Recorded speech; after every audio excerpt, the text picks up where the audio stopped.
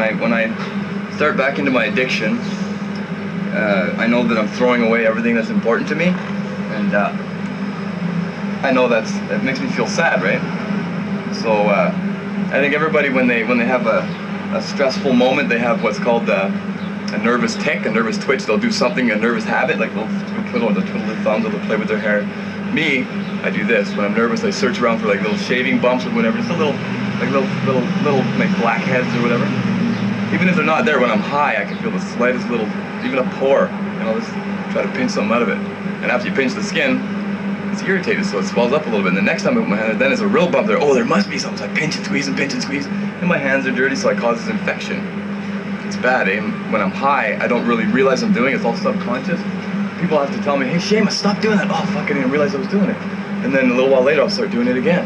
It's bad, and this is what happens. Impetigo, surface infections. And this is only 7 days of being on the street. 7 days of being out here. I was clean and sober for 4 months. No alcohol, no drugs, not even Tylenols. Working a good program, having a relationship with God, a spirituality, giving back, like helping out other people that are needing help, giving back to the addict who still suffers. And my addiction is based on my shame and all my sorrow from the past experience, my childhood and stuff, the stuff that I haven't dealt with and I've really just kind of stuffed back into the back of my mind. It comes out and it manifests as shame, embarrassment, low self-esteem, low self-worth, and I'm always feeling like people are judging me, so I need to get high. When I get high, I feel empowered, I feel strong. Nobody can touch me, and it alters my mind, and I don't worry about the past. My brain gets so fuzzy, all I can really do is focus on the moment rather than the past or the future. That's the payoff, and that's why I do it, eh? It's running, though. It's so bad, eh? It's running from your responsibilities and what you need to do and be as a man. That really, so that makes me just want to get high again, to forget how I'm creating this dilemma, like it's a paradox, eh? I'm creating the thing that makes me want to do what I'm doing. By using the dope, it's ruining my life to make me want to do the dope. So it's a catch-22, eh? And I know that if I was to get clean and stay clean long enough, it would be a payoff that way too, but I'm just used to the quick payoff. I want the payoff now. I want the satisfaction now, and that's what drugs does for me. If I had some kind of patience and perseverance for any amount of time, I would start seeing the change in my life, staying clean and sober. But I just get the overwhelming of the emotions when I come into early recovery is too much for me to handle. I cry all the time. I'm angry. I have a hard time communicating. I get frustrated. I don't feel like I'm liked. I feel isolated and apart from everybody else. And then I end up just leaving, giving up, coming back down here where I'm comfortable, eh? This is like my family down here. Anyway, that's cocaine for me. Yeah, and the guy in the garbage over there is tweaking too. That's what happens with cocaine. People will start digging through garbage and looking for things of value so they can get more cocaine, eh? But my stepdad gave me cocaine the first time, shot me up with cocaine when I was 17. On my birthday, he said, here, I heard you talking that your friends do coke, I don't want you getting any bad shit. If you're gonna do it, you can do it the right way the first time, and he stuck a needle in my arm. And that was 17 years ago.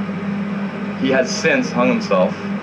He was forced by the law to go to a detox in Prince George because of his violence towards his girlfriend. He ended up hanging himself in that detox on the 4th day.